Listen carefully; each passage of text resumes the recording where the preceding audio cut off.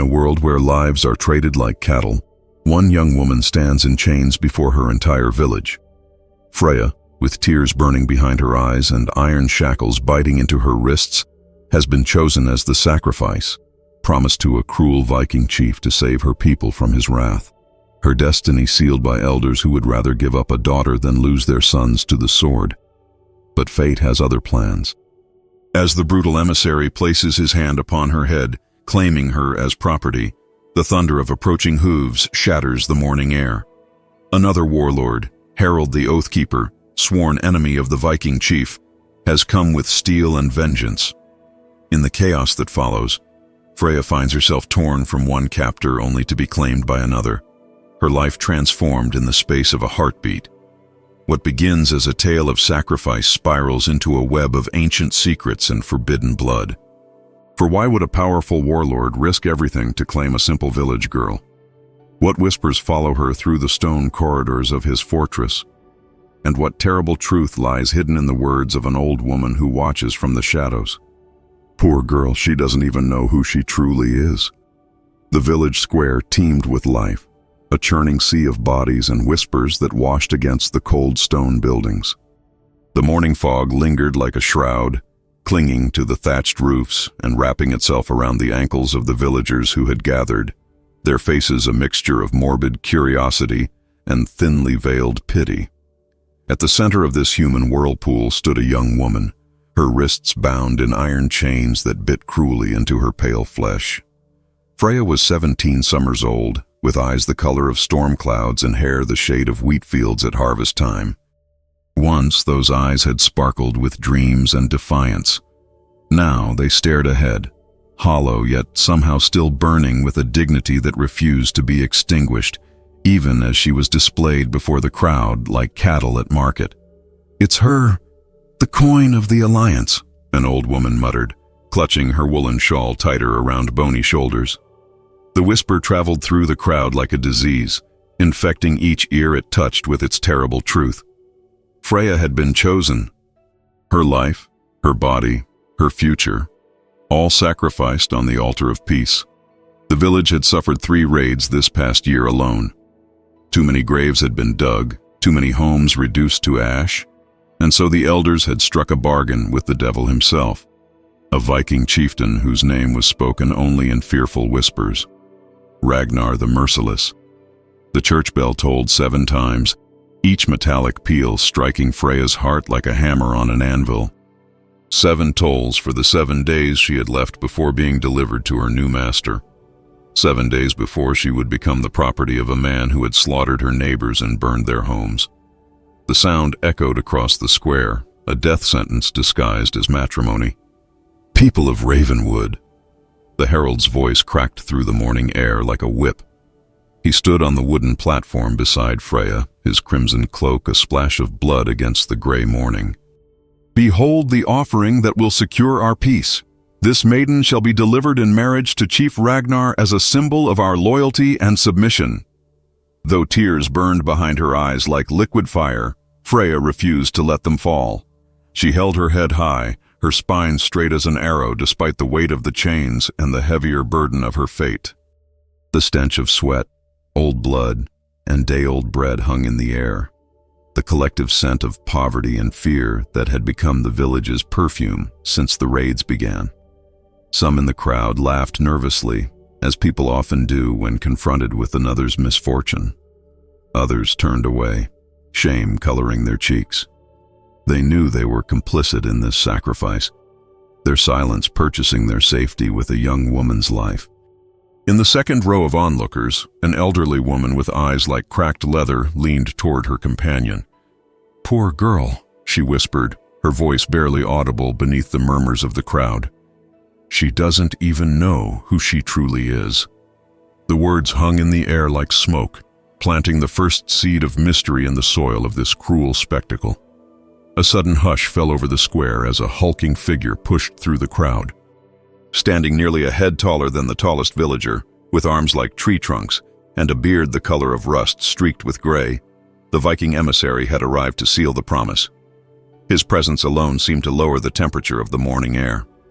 He approached Freya slowly, deliberately, savoring each step as the crowd parted before him like water around a stone.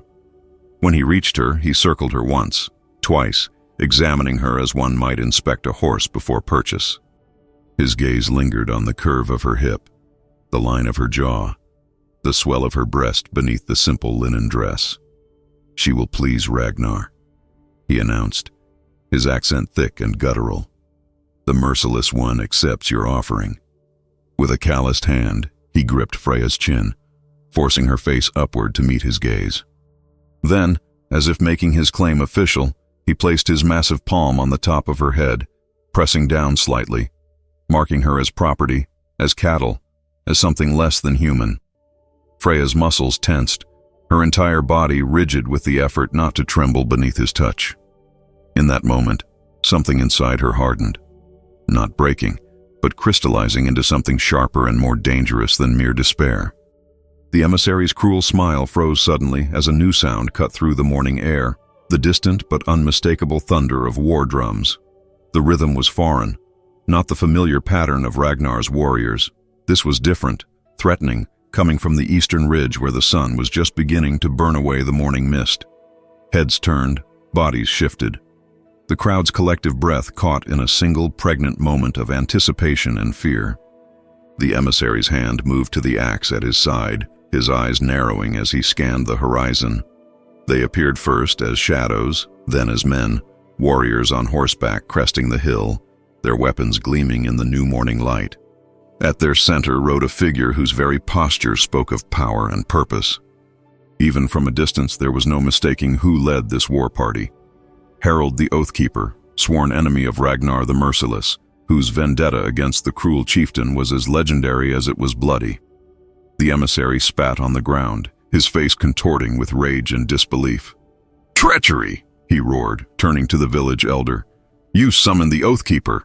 But the elder's face showed only shock and terror. This was not part of any plan.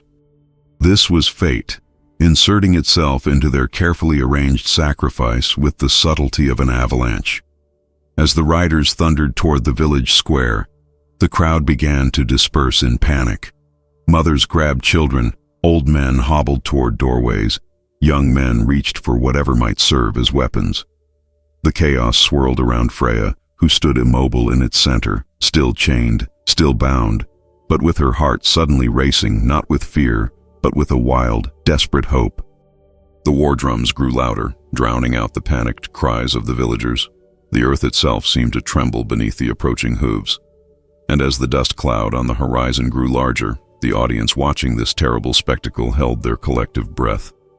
Freya's destiny was about to change forever, though whether for better or worse, not even the gods themselves could yet say. The thunderous pounding of hoofbeats shattered the morning air as though the sky itself were breaking. The ground beneath the village square trembled and quaked, cobblestones rattling against one another like chattering teeth.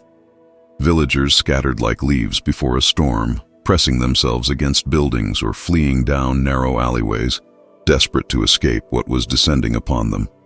Mounted warriors emerged through the settling dust, their armor gleaming dully in the weak sunlight, their faces set in expressions of grim determination. At their center rode a man whose very presence seemed to command the air around him. This was Harold the Oathkeeper, his reputation having traveled far beyond the borders of his territory. A man who never broke his word, but whose word often meant death for his enemies. Unlike Ragnar's brutish bulk, Harold possessed a leaner strength, his frame tall and taut like a drawn bow. His eyes, the pale blue of winter ice, surveyed the scene with calculating precision. A long scar ran from temple to jaw on his left side, pulling his mouth into a permanent half-grimace that only enhanced the severity of his countenance. His dark hair, streaked with premature silver, was bound back tightly, revealing a face carved by battle and hardened by loss. The people fell back, many dropping to their knees in supplication, heads bowed low to avoid meeting the eyes of these new invaders. Some mothers clutched their children to their breasts, shielding small bodies with their own. Old men removed their caps, their weathered hands trembling. In the eerie silence that had fallen, one could hear the soft weeping of a child somewhere in the crowd. In the center of this tableau stood Freya, still bound by her iron chains. The Viking emissary yanked her closer, pulling the chain so roughly that the metal bit deeper into her wrists. She felt warm blood trickle down her palms, but refused to cry out. The pain was sharp and immediate, but her focus remained on the scene unfolding before her, a scene that might mean her salvation or a different kind of doom. A deathly stillness descended upon the square as Harold dismounted, his movements fluid and controlled. The sound of his boots hitting the packed earth seemed unnaturally loud in the silence. He stepped forward, his warriors remaining mounted behind him, a wall of steel and flesh ready to surge forward at his command. The Viking emissary and the Oathkeeper faced each other across 10 paces of weathered cobblestone, their mutual hatred almost palpable in the air between them. Neither man reached for his weapon, but both seemed poised on the knife's edge of violence. The tension was suffocating, as if the air itself had become heavier, harder to draw into lungs that suddenly felt too small. Harold's gaze flicked briefly to Freya, then back to the emissary. Something unreadable passed across his features, perhaps recognition, perhaps calculation. "Gorm Blackhand," Harold said, his voice surprisingly soft, though it carried across the square without effort. "Still doing Ragnar's dirty work, I see." The emissary, Gorm, spat on the ground between them. "Oathkeeper," he sneered, managing to make the honorific sound like an insult. "Come to die at last?" "I've come to end something," Harold replied, his hand now moving to rest on the pommel of his sword, not drawing it, but making his readiness clear. "Your era of cruelty ends today." The crowd watched, transfixed. Some had never seen such powerful men face each other directly. They could feel the weight of history and hatred between these two warriors, something ancient and personal that went beyond the usual territorial disputes of chieftains. Gorm's grip on Freya's chains tightened, and she could feel his body tensing beside her, like a wolf preparing to spring. "You have no claim here, Oathkeeper. This village is under Ragnar's protection now. The girl is his by right of agreement." "Agreement?" Harold's voice was dangerously quiet now. "Is that what you call extortion and terror? Forcing a village to sacrifice their daughters to save their sons?" Murmurs rippled through the watching villagers. Some looked down in shame, others in fear.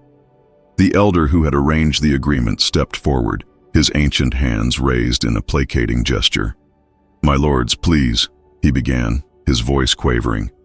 "We are simple people. We only wish to—" His words died in his throat as Gorm drew his axe in one fluid motion. The morning light caught the edge of the blade, still stained with old blood, never properly cleaned away. "Enough talk," the Viking growled. "Ragnar will reward me richly for bringing him your head, Oathkeeper." What happened next occurred so quickly that many who witnessed it would later disagree on the precise sequence of events. Gorm lunged forward with surprising speed for such a large man, his axe arcing through the air toward Harold's neck. The Oathkeeper seemed to flow rather than move, sidestepping the attack with the grace of a dancer before drawing his own sword in a flash of steel. The clash of weapons echoed through the square, followed immediately by the shouted commands of both men to their warriors. The mounted men surged forward as Gorm's fellow Vikings emerged from the edges of the crowd where they had been stationed in anticipation of trouble. The battle was swift and brutal. Steel rang against steel, horses neighed in terror, men shouted battle cries and death curses in equal measure. Villagers fled the square entirely now, trampling one another in their desperation to escape the carnage. A few brave souls pulled the elderly and children to safety, while others cowered behind market stalls or in darkened doorways, unwilling to flee but unable to help. Through it all, Freya remained in the center, still chained, desperately trying to avoid being caught in the fighting that swirled around her like a tempest. A stray arrow embedded itself in the wooden post beside her head. A severed hand landed at her feet, its fingers still twitching. The air filled with the metallic scent of fresh blood and the acrid stench of fear. She watched as Harold cut through Gorm's men with terrible efficiency, his sword never seeming to miss its mark. There was no joy in his face as he killed, only grim determination, a man fulfilling an oath, not reveling in slaughter. Finally, inevitably, Harold and Gorm faced each other again amid the chaos. Their duel lasted only moments, a series of feints, parries, and strikes too fast for untrained eyes to follow. It ended with Gorm on his knees, blood pouring from a wound in his neck, his axe lying useless beside him. "For Era," Harold whispered, a name Freya could not recognize but which seemed to hold meaning for the dying man, whose eyes widened in something like understanding before the light faded from them entirely. When Gorm's body toppled to the ground, a hush fell over the square once more. The surviving Vikings, seeing their leader fallen, threw down their weapons one by one. Harold's men quickly secured them, binding their hands with rope and corralling them at the edge of the square. Harold himself stepped over Gorm's corpse without a second glance and approached Freya. She stood her ground, though every instinct screamed at her to run. Where could she go, still bound in chains? The Oathkeeper studied her face for a long moment, something unreadable in his ice-blue eyes. Then, to the shock of everyone watching, he extended his hand and took hold of the chains that had bound her to her fate. The collective gasp of the crowd was audible, the question hanging in the air as clear as if it had been shouted. What would this new warlord do with the promised bride? Harold's grip on the chains was firm but not cruel, a stark contrast to Gorm's brutal handling. The watching villagers held their collective breath, suspended in that fragile moment between one fate and another. Mothers pulled their children closer, old men leaned on their walking sticks, and the village elder's hands trembled visibly as he watched the scene unfold. What would become of the girl now? Had they simply traded one master for another? "Come," Harold commanded Freya, his voice low and measured. It was neither a request nor a threat, but something in between, a statement of what would be. He turned and began walking toward the village outskirts, pulling her chains with enough force to make his intentions clear, but not enough to cause pain. Freya stumbled forward, her legs stiff from standing so long in one position. The villagers parted before them like wheat before the scythe, some averting their eyes in shame, others staring openly at this new development in their collective tragedy. One small child reached out toward Freya as she passed, only to be sharply pulled back by a frightened mother. "May the gods protect her now," an old woman whispered, making the sign of the cross with gnarled fingers, a curious blend of old ways and new faith that characterized the uncertain times they lived in. As they reached the edge of the square, Harold's men formed a protective circle around them. The horses snorted and pawed at the ground, stirring up dust that mingled with the lingering morning mist. The sound of their hooves on the cobblestones echoed through the suddenly quiet village, a rhythmic counterpoint to Freya's racing heart. What surprised the onlookers most was not that Harold took her, that much had been expected from the moment he appeared, but the manner in which he did so. There was none of the triumphant crowing one might expect from a warrior claiming the spoils of victory. He did not throw her over his saddle like a sack of grain or drag her through the dirt as a display of dominance. Instead, he led her with a curious formality, as though observing the letter of some unspoken law. When they reached his destrier, a massive black beast with eyes like polished obsidian, Harold did something that sent a ripple of astonished murmurs through the watching crowd. He produced a small key from a pouch at his belt and unlocked the iron manacles that had been biting into Freya's wrists. The chains fell to the ground with a dull clank, raising a small cloud of dust around her feet. Freya stared at her freed wrists in disbelief, the raw, bleeding skin exposed to the air stinging painfully. She flexed her fingers cautiously, feeling the rush of blood flowing freely again into her hands. "You are not a captive, you are promised to me now," Harold said, his deep voice mixing with the dust raised by the horse's hooves. His scarred face remained impassive, but something in his eyes, a flash of something almost like compassion, caught Freya by surprise. It disappeared so quickly she might have imagined it. The proclamation carried across the square, causing the villagers to exchange confused glances. Was this mercy, or merely a different form of possession? The distinction seemed important, yet impossible to define in that moment of uncertainty. One of Harold's men brought forward a plain woolen cloak, which the Oathkeeper draped around Freya's shoulders without ceremony. "The journey is long," he said simply. Then he mounted his horse in one fluid motion and gestured to another warrior, who stepped forward to help Freya onto a smaller chestnut mare. Though her wrists were now free of chains, Freya did not contemplate escape. Where would she run? Back to the village that had offered her a sacrifice? Into the wilderness to face wolves and starvation? Every path seemed to lead to death except the one before her, uncertain as it was. Moreover, something within her, some small flame of curiosity mingled with the embers of hope, wanted to understand this man who had slain her captor only to become her new one. As the company prepared to depart, the village elder stepped forward, his ancient face a map of worry and confusion. "My lord," he addressed Harold hesitantly, "what of our agreement with Ragnar? When he learns of Gorm's death and the girl's reallocation, his vengeance will be terrible. He will raze our village, slaughter our... Ragnar will come for me, not for you." Harold cut him off, his tone making it clear the discussion was finished. "Your village is now under my protection. Any man who raises a hand against it answers to me." With that pronouncement hanging in the air, Harold gave the signal to move out. The company of warriors and their prize departed the village, hoofbeats gradually fading into the distance, leaving behind a community suspended between relief and dread, unsure whether to celebrate their deliverance or prepare for an even greater catastrophe. The journey began in silence. Freya rode surrounded by warriors, none of whom addressed her directly. They traveled briskly but not punishingly fast, following a winding path that led east through dense forests and across shallow streams. The late morning sun filtered through the canopy of leaves overhead, dappling the forest floor with shifting patterns of light and shadow. Within her mind, a tempest raged. The events of the morning had happened so quickly that she had scarcely had time to process them. Yesterday she had been a simple village girl with dreams of perhaps marrying the blacksmith's son one day. Then came the selection, the chains, the public humiliation, and now this, riding with a band of warriors led by a man whose reputation inspired both fear and awe throughout the region. The words of the old woman in the square echoed in her memory. Poor girl, she doesn't even know who she really is. What could that possibly mean? Freya knew exactly who she was, the daughter of a widowed candlemaker, chosen for sacrifice because she had no powerful family to protect her. What other truth could there possibly be?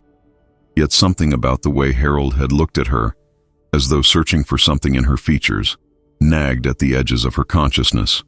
There was recognition there, or expectation, as though he had been looking for something specific and found it. By midday, they emerged from the forest onto a high ridge. Below them sprawled a vast valley, and at its center, perched on a rocky promontory overlooking a winding river, stood Harold's stronghold. It was not as large as Freya had imagined, but it was formidable nonetheless. Stone walls rising from the living rock of the cliff, a single tower standing sentinel over the surrounding countryside. "Your new home," one of the warriors said to her, the first words any of them had addressed to her directly. His tone held neither cruelty nor kindness, merely stating a fact as indisputable as the sun's rising. Home. The word struck her with unexpected force. Not prison, not dungeon. Home. Yet how could a place be home when one was brought to it in chains, even if those chains had been removed? Freedom from iron did not equal freedom of choice. As they approached the fortress, people emerged to greet the returning war party. Servants, warriors, craftsmen, a community built around their leader. They eyed Freya with undisguised curiosity as she rode through the gates, whispers following in her wake like ripples behind a stone thrown into still water. Inside, the fortress was a hive of activity. Harold dismounted and handed the reins of his horse to a waiting stable boy, then turned to Freya. "Take her to the east chamber," he commanded a pair of serving women who had appeared at his summons. "See that she is bathed, clothed, and fed." The women curtsied and approached Freya, their expressions carefully neutral as they helped her dismount. They led her through stone corridors that smelled of iron and torch oil, up a winding stair, and into a chamber that was simple but clean, a far cry from the dungeon she had feared. "The master says you're to be treated as his promised one," one woman said as they filled a wooden tub with steaming water. "You're fortunate. He could have claimed you as thrall." The other woman laid out a dress of finer material than Freya had ever worn, its deep blue color rich against the plain linen of the bed. This was It belonged to the household, she said, stumbling over her words in a way that made Freya wonder whose dress it had been. Later, clean and dressed in her new garments, Freya stood alone in the chamber as night descended. A single candle illuminated the room, casting long shadows across the stone walls. Outside, she could hear the normal sounds of the fortress settling in for the night. Voices, laughter, the occasional clash of practice weapons in the yard below. She approached the narrow window and looked out at the stars emerging in the darkening sky, the same stars that shone over her village, now so far away. The weight of her new condition pressed down upon her chest until it became difficult to breathe. In the silence of her new chamber, before a single guttering candle, the question that had been building inside her all day finally emerged, unbearable in its intensity. Was this new destiny merely another form of prison? Dawn broke reluctantly over Harold's fortress, pale light seeping through the narrow window of Freya's chamber. She had slept fitfully, her dreams filled with clanking chains and faceless Vikings. Rising from the unfamiliar bed, she splashed cold water on her face from the basin left by the serving women the night before. The chill shocked her fully awake, bringing with it the stark reality of her new circumstances. A soft knock at the door announced the arrival of a young serving girl carrying a tray of bread, cheese, and ale. The girl couldn't have been more than 12 summers old, her eyes wide with curiosity as she set the tray down on the small wooden table. "The master says you're to be shown the fortress when you've broken your fast," the child said, her gaze darting over Freya's face and the fine blue dress. "I'm to be your guide, miss." Freya nodded her thanks, suddenly aware of how hungry she was. She hadn't eaten since the morning before, the morning of her sacrifice. As she tore into the coarse bread, the serving girl hovered by the door, clearly bursting with questions but too well trained to voice them. "What's your name?" Freya asked between mouthfuls. "Edith, miss," the girl replied with a quick curtsy. "I work in the kitchens mostly, but Lady Helga said I was to attend you today." "Lady Helga?" "The housekeeper, miss. She runs the fortress when the master's away. She's strict but fair, everyone says." After Freya finished her meal, Edith led her through the winding corridors of the fortress. The stone hallways smelled of iron and torch oil, with undertones of wood smoke and the herbs hanging in bunches from the rafters. Morning sunlight slanted through narrow windows, illuminating motes of dust that danced in the air like tiny spirits. As they walked, Freya became aware of the stares and whispers that followed in their wake. Servants paused in their duties to watch her pass, their expressions ranging from curiosity to suspicion, to something that looked oddly like recognition. Near the kitchens, 2 older serving women were drawing water from a barrel. They fell silent as Freya approached, but not before she caught a fragment of their conversation that made her blood run cold. She looked so much like the lady of yesteryear, but that's impossible. The words hung in the air like smoke, refusing to dissipate even as Freya and Edith moved past. The young girl seemed not to have noticed, chattering on about which corridor led to the great hall and which to the armory.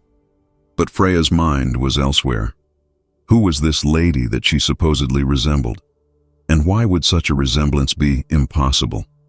Her heart quickened its pace. There it was again, another cryptic reference to some unknown past, just like the old woman's words in the village square. Were they connected? Was there something about her own history that she didn't know?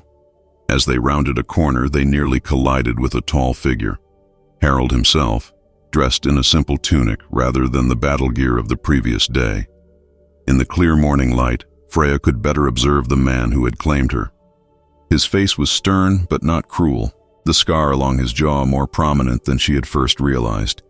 His eyes were the cold blue of a winter sky, and they studied her now with an intensity that made her want to step back. "You slept well?" he asked, the question sounding more like a statement. "Yes, my lord," Freya answered automatically, dropping her gaze to the stone floor. "Look at me when you speak," he commanded, not unkindly but firmly. When she raised her eyes to meet his, he nodded, apparently satisfied with what he saw. "You'll join me for the evening meal in the great hall. Edith will show you where." With that, he strode past them, his footsteps echoing in the corridor. Edith let out a breath she had apparently been holding and gave Freya a sympathetic look. He's not so fearsome once you get used to him, the girl whispered. Stern. Yes, but fair. Not like some lords. The tour continued, taking them through storerooms and the bustling kitchen, past the armory where the clang of the blacksmith's hammer rang out in a steady rhythm, and finally to the great hall. It was a cavernous space with high ceilings supported by massive wooden beams. Long tables lined the sides, and at the far end stood a raised platform where the Lord's table would be placed. Several warriors were already gathered there, some sharpening weapons, others engaged in quiet conversation that ceased the moment Freya entered. One man, older than the others, with a gray-streaked beard and a missing eye, rose to his feet and approached them. So this is she, he said, circling Freya slowly, examining her as one might examine a horse at market. Interesting. Very interesting. This is Gunnar, the master's most trusted advisor, Edith explained in a hushed voice. You don't tremble like other brides, Gunnar remarked, coming to stand before Freya once more. His remaining eye, dark as a bottomless well, seemed to peer straight through her. There is strong blood in you, even if you know it not. The statement hit Freya like a physical blow, stealing the breath from her lungs. How could this stranger see something in her that she herself did not know? The words became fresh wounds in her mind, raw and painful, demanding answers she did not possess. Before she could formulate a response, the doors to the great hall burst open, and a group of servants entered carrying linens and platters, preparing for the evening meal. Gunnar stepped back, giving Freya one last appraising look before returning to his companions. Edith tugged gently at Freya's sleeve. Come, miss. Let me show you the gardens before midday. The rest of the day passed in a blur of new sights and faces, each interaction laden with unspoken questions and half-heard whispers. By the time Edith escorted her back to her chamber to prepare for the evening meal, Freya's head was swimming with fragments of overheard conversations and meaningful glances. In her chamber, a copper tub had been filled with warm water scented with herbs. Clean garments had been laid out on the bed. Not the fine blue dress from before, but something even more elegant. A gown of deep green wool with delicate embroidery at the sleeves and neck. Lady Helga sent these for you, Edith explained, helping Freya out of her day clothes. She said you're to look presentable for the hall tonight. Important guests have arrived. As Freya bathed, Edith chattered about the fortress and its inhabitants, dropping small bits of information that Freya carefully collected and stored away. The girl seemed to know everyone and everything, from which guard was sweet on which kitchen maid to the fact that Harold had been away for nearly 3 moons before returning with his war party. They say he went north to treat with the Jarls there, Edith confided as she helped Freya into the green gown, seeking allies against Ragnar the Merciless. Freya's hands stilled in the act of smoothing the fabric. What quarrel lies between them? She asked, trying to keep her voice casual. Harold and this Ragnar? Edith's eyes widened. You don't know? But I thought... She trailed off, suddenly looking uncertain. It's not my place to speak of such things. Lady Helga says servants' tongues wag too freely as it is. Before Freya could press further, there was a knock at the door. A stern-faced woman entered. Lady Helga herself, Freya presumed. She was tall and straight-backed despite her years, her silver hair pulled tightly into a braid that hung down her back. Leave us, Edith, she commanded, and the girl scurried out with a hasty curtsy. Helga approached Freya slowly, her sharp eyes taking in every detail of the younger woman's appearance. Without speaking, she adjusted the fall of the gown, tucked a strand of Freya's hair behind her ear, and nodded once, apparently satisfied. You'll do, she said finally. Remember your manners at table. The master despises simpering, but he expects respect. Freya nodded, gathering her courage. Lady Helga, I've heard, that is, some of the servants seem to think I resemble someone. Someone who was here before. Something flickered across Helga's stern features, surprise perhaps, or caution. Servants gossip, she said dismissively. Pay it no mind. But there had been recognition in the older woman's eyes, too clear to be imagined. She knew something about Freya, or about this mysterious woman she supposedly resembled. As Freya made her way to bed that night, her mind was too full for sleep. The evening meal had passed without incident, She had been seated at Harold's table but not next to him, and he had spoken to her only briefly. The visiting nobles had watched her with poorly concealed curiosity, and the whispers had continued. As she pulled back the covers, something crinkled beneath her pillow. Reaching under, her fingers closed around a small piece of parchment that certainly hadn't been there when she left for the evening meal. The handwriting was cramped and faded, as though written long ago. The message was brief, but it made Freya's breath catch in her throat. If this day should come, know that your destiny is not that of a peasant. She sat on the edge of the bed, the parchment clutched in trembling fingers, as the foundations of everything she had believed about herself began to crumble. Morning light filtered through the narrow window, casting long fingers of gold across the chamber floor. Freya had not slept well, the mysterious parchment, now hidden beneath her mattress, feeling like a burning coal against her consciousness. Every time she closed her eyes, the words swam before her. Your destiny is not that of a peasant. What could it possibly mean?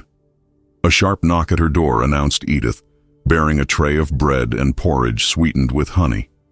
The girl's normally cheerful face looked strained, her eyes darting nervously around the room. You must prepare quickly, miss, she said in a hushed voice. The fortress is in an uproar this morning. Noble visitors have arrived from neighboring lands, summoned by the master, they say. Freya broke off a piece of bread, trying to appear calmer than she felt. Is that unusual? Not the visitors themselves, Edith replied, laying out a dress of dove-gray wool with silver embroidery at the hem and sleeves. But their timing and, well, the talk below stairs is that they've come to see you as much as the master. A chill ran down Freya's spine. Me? Why would nobles have any interest in a village girl? Edith bit her lip, clearly torn between discretion and the natural urge to share gossip. I shouldn't say more. Lady Helga would have my hide.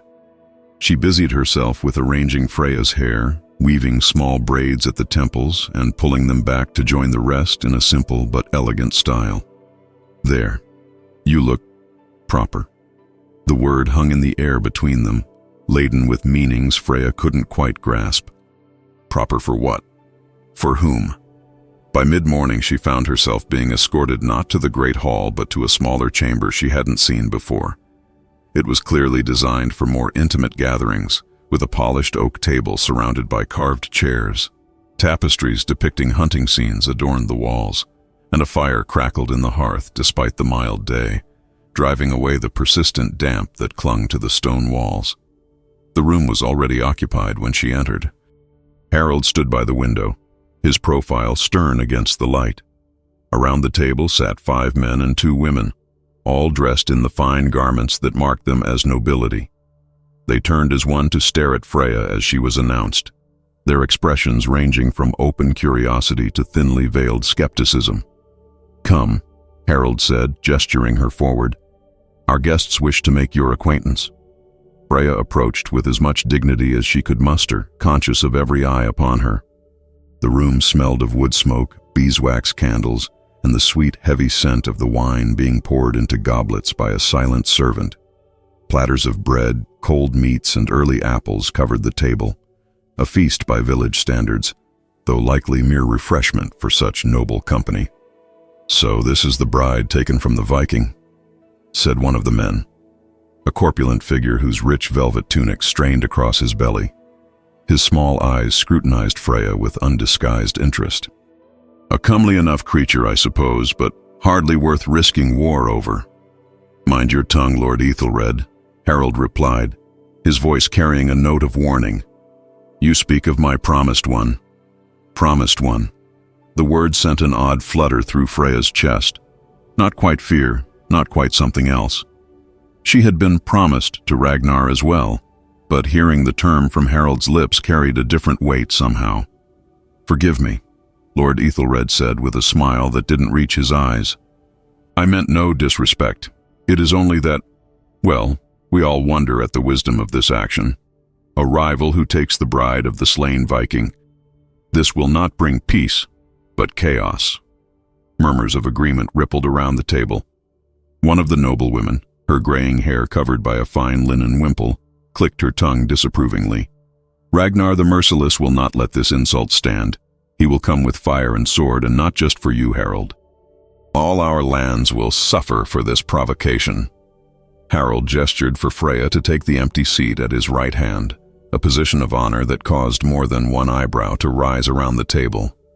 The chair felt too grand for her, its high back carved with intricate knotwork that pressed against her spine as she sat rigidly, afraid to lean back fully. "Ragnar was coming regardless," Harold said calmly, taking his own seat at the head of the table. "His ambition knows no bounds. Better to face him on our terms than wait for him to choose the time and place of our destruction." "And the girl?" asked another noble, a thin man with a hawk-like nose and nervous hands. "What role does she play in these terms of yours?" All eyes turned to Freya once more. She felt pinned by their collective gaze, like a butterfly on a collector's board. What could she possibly say? She was as much in the dark as they appeared to be. To her relief, Harold answered for her. "She is more valuable than you know." The cryptic response did nothing to satisfy the noble's curiosity, nor Freya's own. The conversation shifted to matters of defense and alliance, discussions of how many men each lord could provide should Ragnar attack, debates over the best strategies for protecting the outlying villages. Freya remained silent, picking at the food on her plate without really tasting it, every sense alert for any clue about her own mysterious role in these political machinations. She tried to maintain a posture of calm dignity, but her mind raced with questions. Why had Harold claimed her? Why was she seated in a position of honor among these nobles? What value could a simple village girl possibly have in the great game of power these lords were playing? As the morning wore on, servants came and went, refilling wine goblets and replacing empty platters with fresh ones. The conversation grew more heated, voices rising as alliances were tested and old grievances resurfaced. Throughout it all, Freya noticed that many glances continued to be cast her way, as though she were a puzzle these lords and ladies were trying to solve. "The coastal villages report increased Viking activity," said a grim-faced nobleman with a scar bisecting his left eyebrow. "Ragnar gathers his forces. We have perhaps a fortnight before he strikes." 2 weeks is time enough to prepare, if we act decisively," Harold replied, his fingers drumming once on the table's polished surface, the only outward sign of any tension he might feel. "Lord Wulfric, you will strengthen the garrison at Raven's Point. Lady Elswith, your archers are needed at the river crossing." As orders and responsibilities were assigned, Freya's attention was drawn to a nobleman who had thus far remained silent. He sat at the far end of the table, a cup of wine held loosely in fingers adorned with silver rings. Unlike the others who watched Harold as he spoke, this man's gaze remained fixed on Freya with an intensity that made her skin prickle. When there was a pause in the discussion, this silent observer finally spoke, his voice slightly slurred from too much wine despite the early hour. "That girl is not who they claim," he said, pointing a ringed finger at Freya. "I've heard whispers at court that she carries forbidden blood." The words fell into a sudden silence, as though all the air had been sucked from the room. Wine sloshed over the rim of a goblet as someone's hand jerked in surprise. Harold's face had gone very still, his eyes narrowing slightly as he regarded the drunken lord. "You forget yourself, Lord Edwin," he said quietly, but with an undercurrent of danger that made even Freya shiver. "Perhaps you've had enough wine for one morning." But Lord Edwin, emboldened by drink or by some personal grievance, would not be silenced. "We all dance around the truth," he continued, his words becoming more precise as though he were making a conscious effort to overcome his intoxication. "This girl appears from nowhere, and suddenly she's seated at your right hand, Harold. Do you take us for fools? There are rumors." "Enough." Harold's fist came down on the table, making goblets jump and platters clatter. "Guards, escort Lord Edwin to his chambers to recover from his excess." 2 warriors materialized from their positions by the door, moving to flank the drunken nobleman. For a moment, it seemed Lord Edwin might resist, his face flushing with anger and embarrassment. But after a tense silence, he allowed himself to be led from the room, though not before casting one final, knowing glance at Freya that sent ice through her veins. The remaining nobles exchanged uncomfortable looks. The woman in the wimple cleared her throat delicately. "Perhaps we should adjourn until this afternoon," she suggested. "Tempers are running high, and there is much to consider." Harold nodded his agreement, and the meeting broke apart, nobles filing out of the chamber with backward glances and whispered conversations. Soon only Harold and Freya remained, sitting in a silence heavy with unspoken questions. "What did he mean?" Freya finally asked, her voice barely above a whisper. "Forbidden blood?" Harold regarded her as if searching for something in her features. His gaze was so intense that Freya had to resist the urge to turn away. "There are many who would use you as a piece in their games," he said at last. "Some would elevate you, others destroy you, all for their own purposes." "But why?" Freya's frustration finally bubbled over. "I'm nobody, just a village girl chosen for sacrifice because I had no family to protect me." Something flickered in Harold's eyes, surprise perhaps, or confirmation of a suspicion. "Is that what you believe?" he asked softly. Before she could respond, the door opened, and Gunnar, Harold's one-eyed advisor, entered with an urgent expression. "My lord," he said, bowing slightly, "a rider has arrived from the north. Ragnar's forces have been sighted crossing the high passes. They will be here within 7 days, not 14. Harold rose to his feet, the moment of revelation lost. "Sound the alarm. We must accelerate our preparations." He turned to Freya, his expression once again unreadable. "Return to your chamber. I'll send guards to ensure your safety." As she was escorted back through the corridors, Freya felt the weight of unanswered questions pressing down upon her like a physical burden.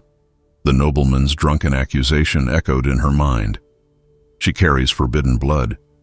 And at the far end of the hall, watching her departure with a strange smile playing about her lips, stood a shadowy figure, someone who clearly knew more than they were telling, and who seemed pleased by the chaos now unfolding. Night had fallen over the fortress, bringing with it a tense stillness. The news of Ragnar's advance had spread like wildfire through the halls, turning casual conversations to urgent whispers. Preparations for battle were underway, warriors sharpening blades, fletchers preparing arrows, servants stockpiling provisions for a potential siege. The fortress hummed with purposeful activity, but beneath it ran a current of dread. Freya stood at the window of her chamber, watching torches flicker along the battlements. The moon hung low and full in the sky, casting long shadows across the courtyard below. Her thoughts churned relentlessly, replaying Lord Edwin's accusation and Harold's cryptic response. Forbidden blood. The phrase echoed in her mind like a curse. She had been confined to her chamber since the morning's council meeting, meals brought by silent servants who avoided meeting her eyes. Even Edith had not returned. The isolation felt deliberate, as though she were being protected or hidden. The creak of her chamber door startled her from her reverie. She turned, expecting to see a servant with the evening meal, but instead found herself face to face with an elderly woman she had never seen before. The intruder closed the door quietly behind her and stood leaning on a gnarled walking stick, her sharp eyes fixed on Freya with an intensity that was almost physical. "Who are you?" Freya demanded, her heart hammering in her chest. "How did you get past the guards?" The old woman's face crinkled in amusement.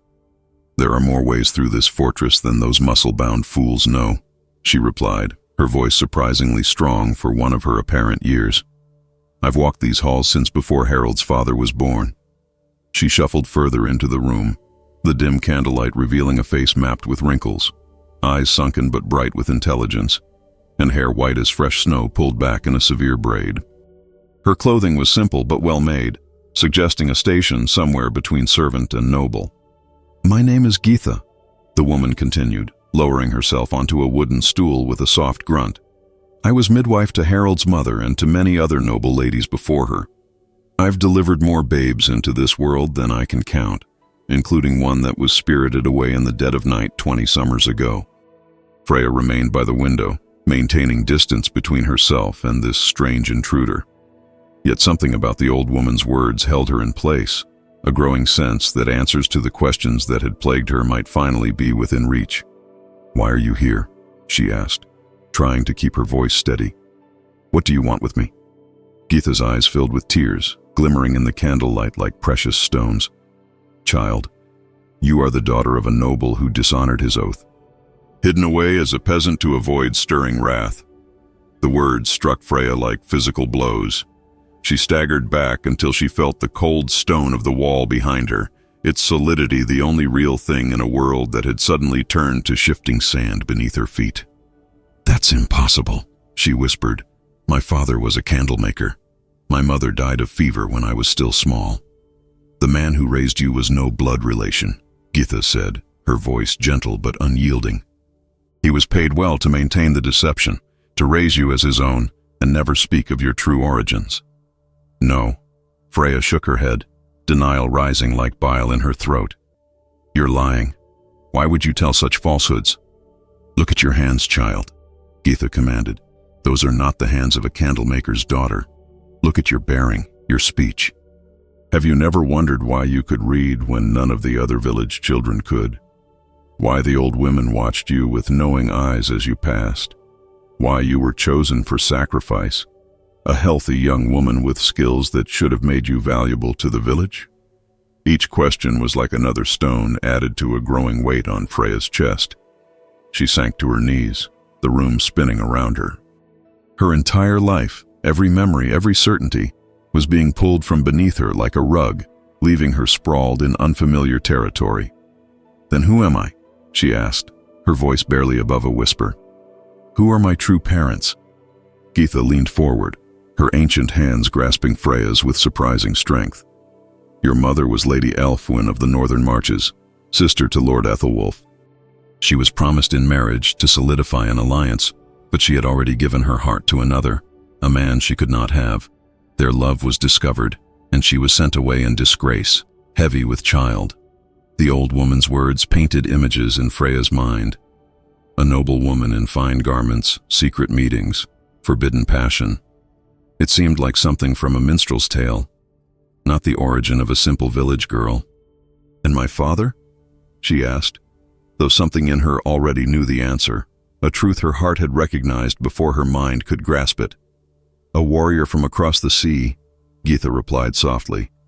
"Young, ambitious, with eyes the color of winter ice. He did not know of the child until it was too late, until Elfwyn had died bringing you into this world, and you had been spirited away to safety."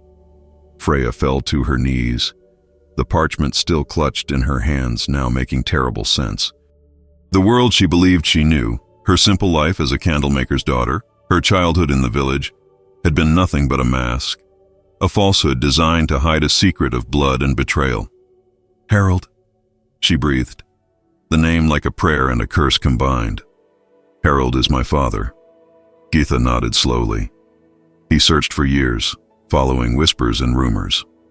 When word reached him that a village had promised a young woman to Ragnar, a woman of unusual beauty and bearing, he dared to hope.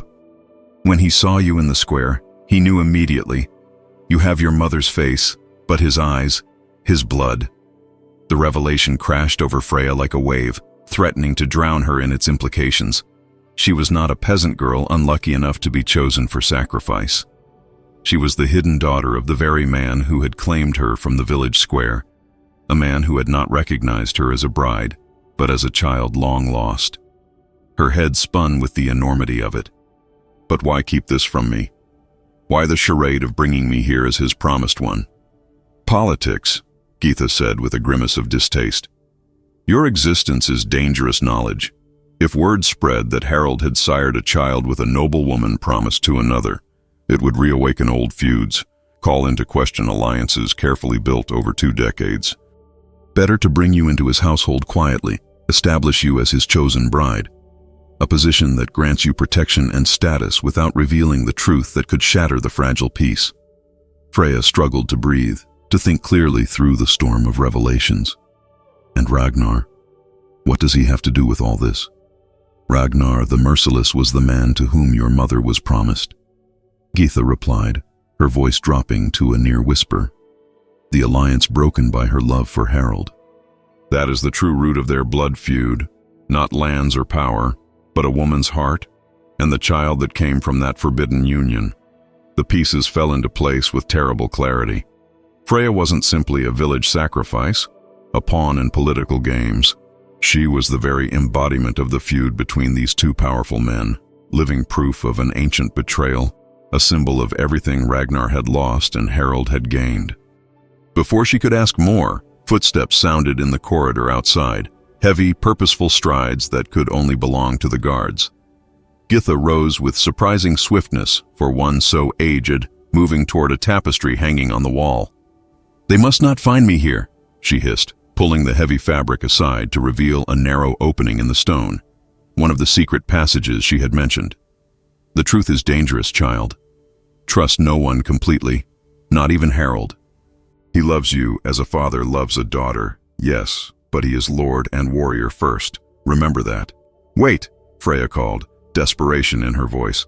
"There's so much more I need to know." Githa paused at the threshold of the hidden passage. "Find me again when you can. There is more to tell, but not tonight. Keep the parchment close. It is in your mother's hand, her final gift to you." With that, she slipped into the darkness, the tapestry falling back into place as though it had never been disturbed. Moments later, the chamber door swung open. A guard entered, followed by Harold himself, his face grim in the candlelight. "Is all well?" he asked, his eyes scanning the room as though sensing something amiss. "I thought I heard voices." Freya stood frozen, the parchment clutched in her hand like a lifeline to a truth she was only beginning to comprehend. The man before her was not her captor, not her intended husband, but her father, a truth he had concealed even as he rescued her from sacrifice. "I was praying," she managed to say, the lie tasting bitter on her tongue, "for guidance in these troubled times." Harold's expression softened slightly, though his eyes remained wary. "We all need guidance now," he said. "Ragnar approaches with a force greater than we feared. The scouts report he has united several clans under his banner, all thirsting for my blood." "For your blood, and mine," Freya thought, the realization sending a chill through her bones. She was no longer just a spectator to this conflict, but its very cause, its living embodiment. Before she could decide whether to confront Harold with what she had learned, the sound of running feet echoed in the corridor. A young warrior appeared, breathless from haste. "My lord," he gasped, "riders approaching from the west, not Ragnar's men, but masked knights claiming to come in the name of Lord Ethelwulf. They demand we surrender the girl you took from the village." Harold's face hardened into the mask of the warlord once more.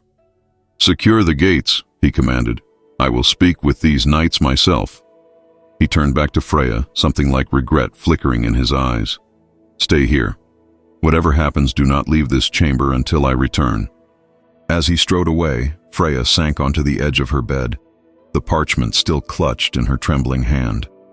The world that had seemed so simple just days ago, the clear lines between peasant and noble, captive and captor, past and present, had dissolved into a chaos of revelation and danger.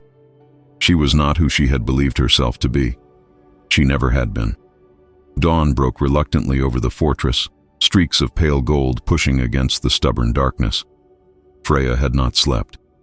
How could she, when the foundations of her entire existence had been shattered in a single night?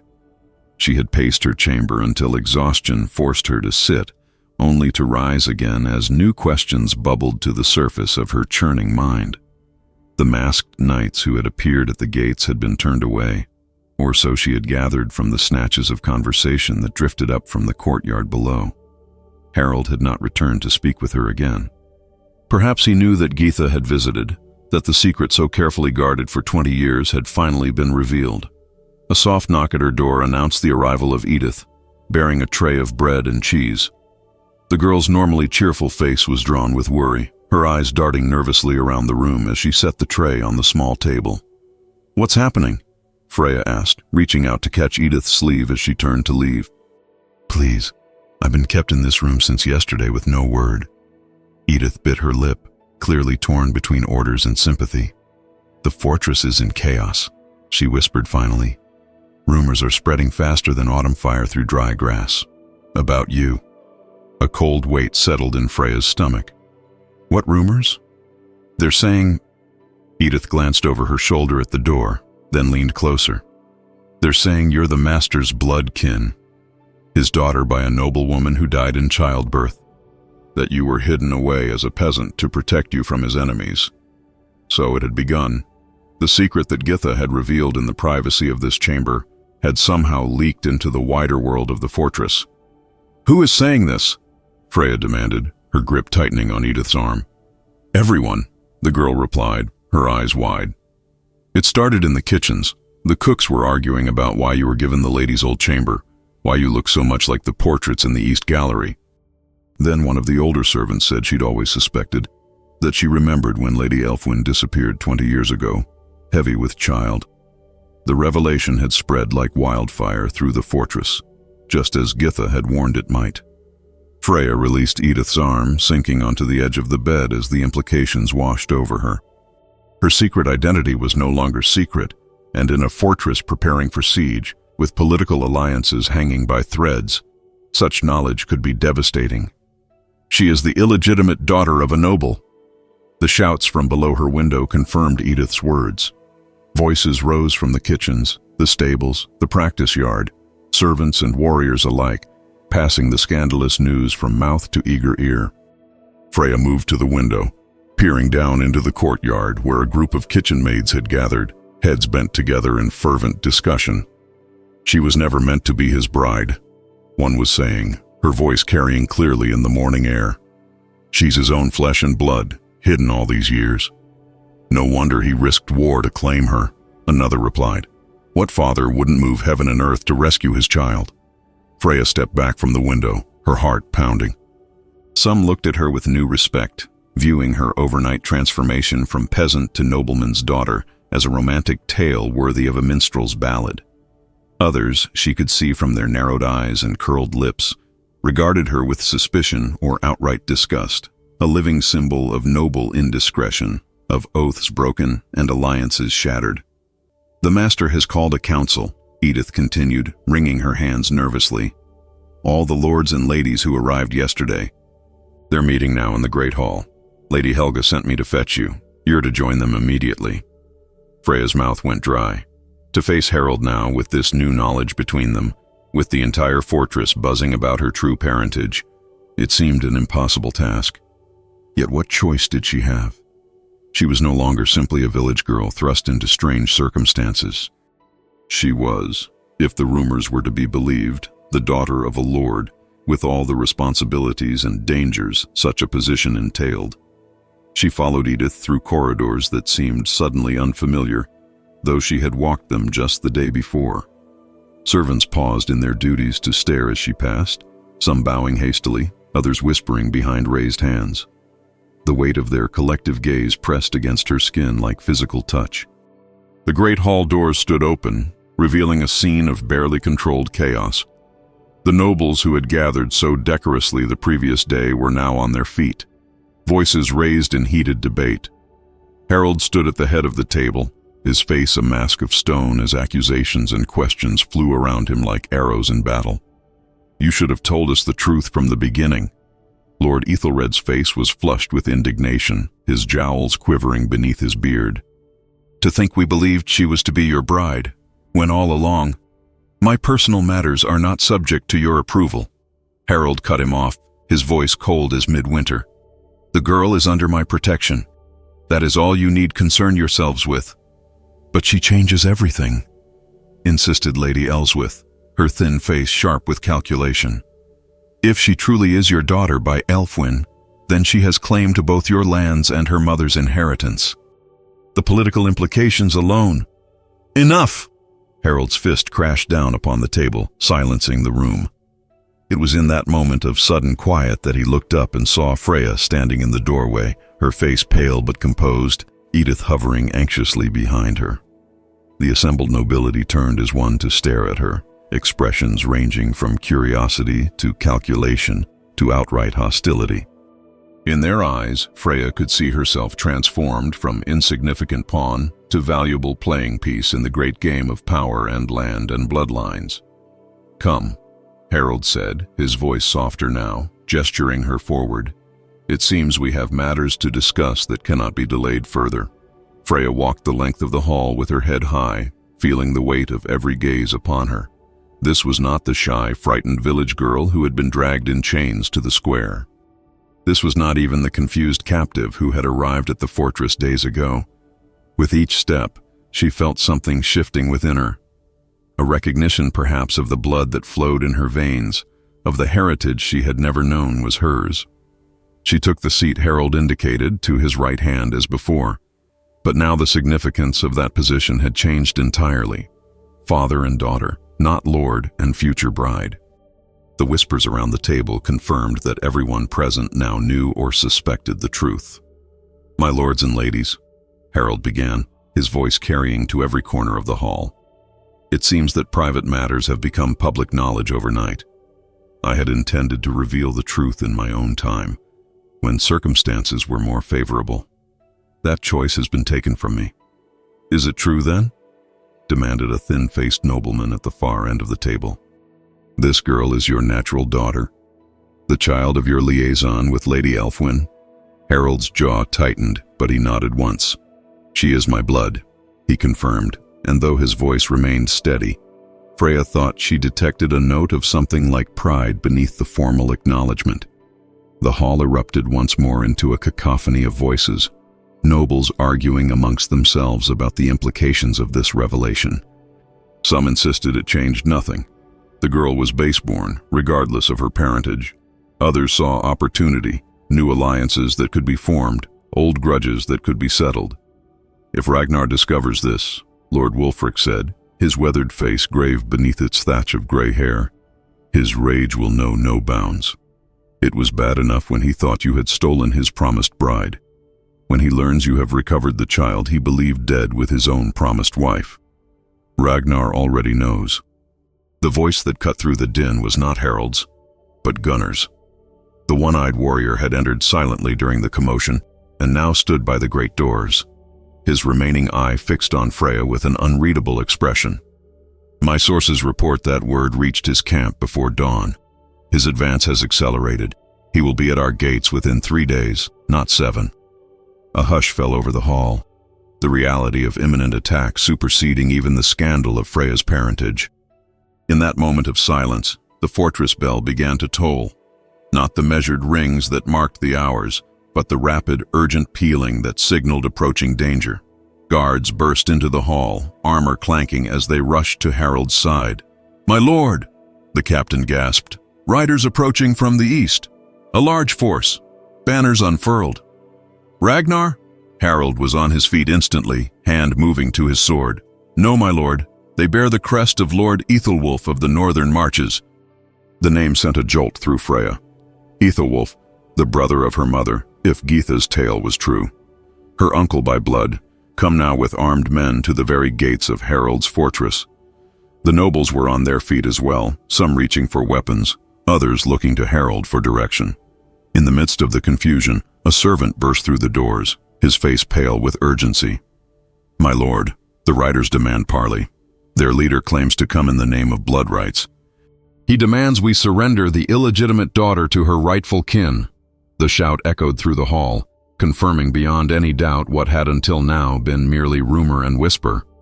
Freya felt the eyes of every person in the room turn to her once more, no longer a mystery or a curiosity, but the focal point of a gathering storm, the living embodiment of old sins now demanding reckoning. In the silence that followed, Harold turned to her, his ice-blue eyes, her eyes, she now realized, meeting hers directly for perhaps the first time since her arrival. "The time for secrets has passed," he said, his voice carrying to every corner of the suddenly silent hall. "What comes now will be determined by steel and blood and courage." "Are you prepared for that, daughter?" The word hung in the air between them. "Daughter," spoken openly at last, acknowledgement of the bond that had remained unspoken until this moment of crisis. Freya felt its weight, its responsibility, its terrible and wonderful truth. Before she could respond, the fortress bell began to toll again, its urgent voice now joined by shouts from the battlements. The captain of the guard burst back into the hall, his face gray with shock. "My lord." More riders approached from the north, Ragnar's vanguard, flying the Raven banner. "They call for your head and the surrender of the one they name blood betrayers Get." The great hall erupted into chaos.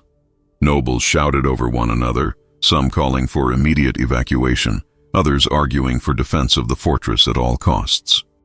Servants scurried along the edges of the room, wide-eyed with terror as the twin threats of Ragnar's warriors and Lord Ethelwulf's forces converged upon them like storm clouds meeting above a helpless village. Harold's voice cut through the din like a blade through silk. "Enough," he roared, and the room fell silent.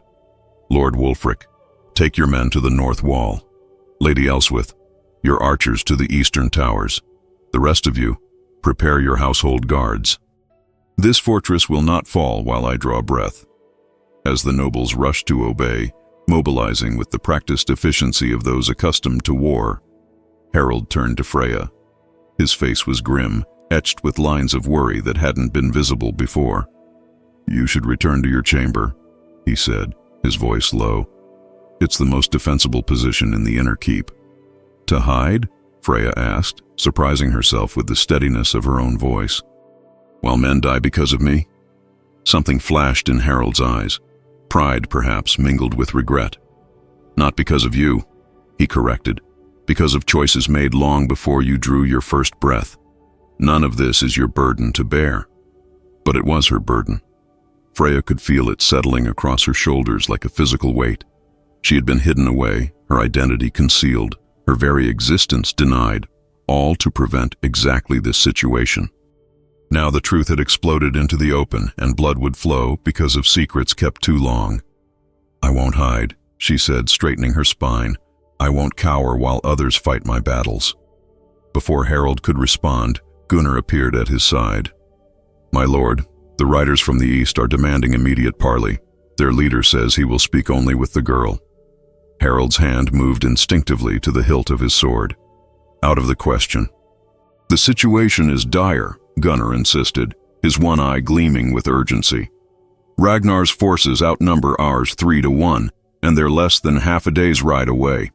If there's any chance of negotiating with Ethelwulf's men—" "I'll speak with them," Freya interjected. Both men turned to stare at her, surprise evident on their weathered faces. "If they've come for me, then let me face them." Harold shook his head. "It's too dangerous. Ethelwulf never approved of his sister's choice. He may claim blood rights only to deliver you to Ragnar himself. Or he may offer protection," Freya countered. "I am his niece, after all, his blood, as much as I am yours." The word hung between them. Blood, the tie that had defined her existence without her knowledge, that had shaped her destiny from the shadows. Harold studied her face, seeing perhaps not just the daughter he had found against all odds, but the woman she had become in spite of circumstances beyond her control. "I cannot risk losing you again," he said finally, his voice so low that only she could hear. "You raised me to be hidden," Freya replied softly. "Let me now stand in the light." After a long moment, Harold nodded once, sharply. "Very well. But you will be surrounded by my best warriors. At the first sign of treachery, they will bring you back within these walls, by force if necessary." The central courtyard had been cleared of its usual bustle, the space now occupied only by grim-faced warriors in full battle gear. They formed a corridor of steel and leather from the main hall to the great gates, which remained firmly barred against the forces gathering outside. Freya walked between Harold and Gunnar, conscious of every eye upon her. She was no longer dressed in the fine gowns provided for the noble bride. Instead, she wore a simple tunic and leggings that would allow her to move freely if the need arose.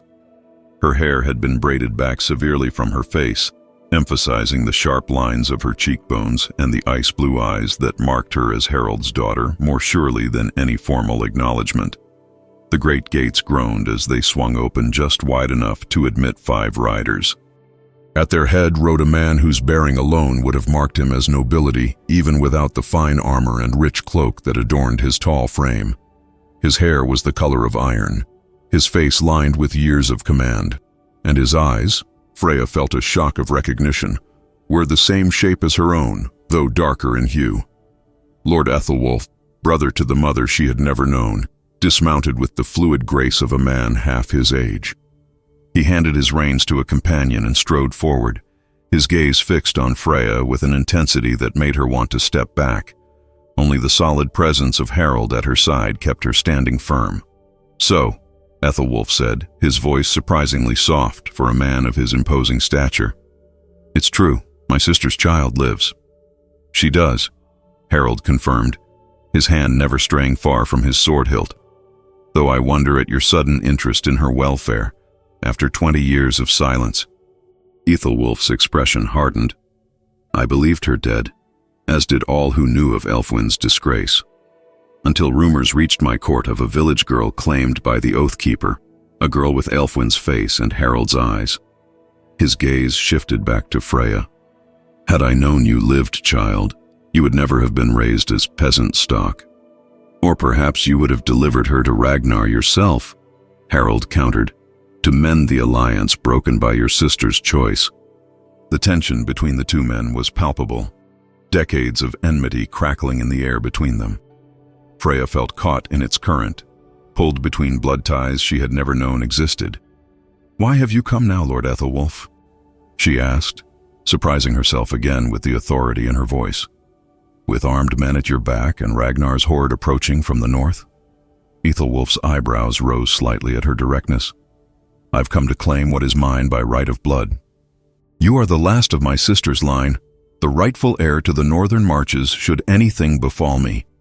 I would not see you perish in Harold's doomed fortress when Ragnar descends upon it." "She is my daughter," Harold growled, stepping forward. "My blood as much as yours." "A daughter you abandoned to be raised in obscurity," Ethelwulf retorted. "While I mourned a niece I thought lost forever." The accusations flew between them like arrows, neither man willing to yield ground. Freya watched them argue over her as though she were a valuable possession, a prize to be claimed rather than a person with her own will. It was, she realized with sudden clarity, exactly how she had been treated her entire life, first as the village girl selected for sacrifice, then as the bride claimed by a rival warlord, and now as the secret heir to competing bloodlines. Something snapped within her at that moment, like a chain finally breaking after years of tension. She stepped forward, moving between the two men, her back straight and her head high. "Enough," she said, her voice carrying across the courtyard with unexpected power. "I am not a token to be traded between you. I am not a coin of alliance or a symbol of your ancient grudges. I am a woman, and I choose my own destiny." The silence that followed her declaration was absolute. Warriors on both sides stared in astonishment at the former village girl who dared speak thus to two of the most powerful lords in the region. Harold's face registered shock before settling into something that might have been pride. Ethelwulf's expression was harder to read, surprise mingled with calculation, perhaps even a hint of respect. "You have spirit," he conceded after a moment. "Elfwin's fire without doubt, but good breeding counts for little against Ragnar's axes. Come with me now to the safety of my fortress in the north. There you will be honored as my blood kin, educated as befits your station, prepared to take your rightful place in the world." It was a tempting offer. Safety, legitimacy, a place in the world that had been denied her. Yet Freya hesitated. She turned to look at Harold, the father she had never known she had, the man who had claimed her from the village square not as a prize, but as a daughter long lost.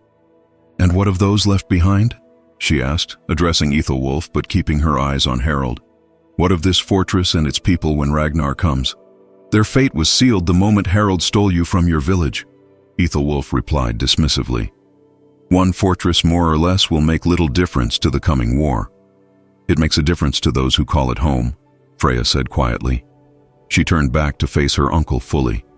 "I thank you for your offer, Lord Ethelwulf. But I will not abandon these people to face Ragnar's vengeance alone." Ethelwulf's face darkened. "You would choose this oathbreaker who left you to be raised in squalor over your mother's own blood?" "I choose neither of you," Freya replied, her voice firm despite the trembling in her limbs. "I choose myself, and I choose to stand against the man who would slaughter innocents to salve his wounded pride." She stepped forward, moving past the circle of Harold's guards until she stood alone in the open space between the two factions. The sun had broken through the morning clouds, illuminating her figure as she raised her voice to address both her newfound father and uncle, and all those gathered to witness this confrontation. "I'm not a bargaining chip or a prize to be won," she declared, loud enough for every person in the courtyard to hear. "I am not a possession to be claimed. I am a woman, and I choose my own path." The warriors on both sides shifted uncomfortably, unused to such boldness from one they had until recently considered a mere peasant girl. But Freya stood unwavering, transformed by the truth of her heritage and the strength she had discovered within herself. Harold moved to her side, not as a possessive father claiming his child, but as an ally joining her stand. "My warriors and I will defend this fortress," he said, his eyes meeting hers with newfound respect, with or without Ethelwulf's help. Something passed between them in that moment, not quite forgiveness for the years of separation, but understanding, perhaps, and the first fragile tendrils of trust. They stood side by side, father and daughter united not by Harold's authority, but by Freya's choice. Ethelwulf watched this tableau with narrowed eyes, clearly reassessing the situation. After a long moment, he nodded curtly. "Perhaps there is more of Elfwin in you than I first thought," he said to Freya. She too had a will of iron beneath her gentle bearing. He turned to Harold. "I came for my niece, not to join your suicidal stand against Ragnar. But it seems the two have become one and the same." With a resigned sigh, he gestured to his men. "It appears we will be lending our swords to the Oathkeeper's cause, at least for now. My men will take the western wall." As arrangements were made and warriors deployed to strengthen the fortress defenses, Freya felt a strange sense of peace despite the danger closing in from all sides. For the first time in her life, she had claimed her own voice, made her own choice. When the torches were lit that evening, casting long shadows across the courtyard where men prepared for the coming siege, Harold found her on the battlements, gazing northward where Ragnar's forces would soon appear. "You did not have to stay," he said quietly, coming to stand beside her. "Yes, I did," she replied, her eyes fixed on the distant horizon. "This is where I belong. Not as a sacrifice, not as a prize, but as a woman who had found her strength in the crucible of revelation and danger. The tears that fell were not of sorrow, but of redemption." Freya's journey reminds us that our true power lies not in the bloodlines we inherit, but in the choices we make when faced with impossible circumstances. From a village girl in chains to a woman who stood between warring lords and claimed her own voice, her transformation speaks to the strength that lies dormant within each of us, waiting for the moment when we must either break or become something more than we ever imagined possible. What would you do if everything you believed about yourself was suddenly revealed as false? Would you cling to the familiar comfort of who you thought you were, or would you find the courage to embrace a new truth and stand in your own power? In the end, we are not defined by the secrets others keep about us, nor by the expectations they place upon us, but by the moment we decide that our destiny belongs in our own hands. If this tale of sacrifice, discovery, and redemption touched your heart, remember to share it with others who might find courage in Freya's stand.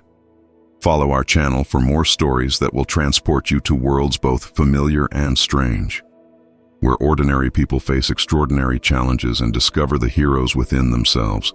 Like and subscribe to ensure you never miss another tale that might just change how you see the world and yourself.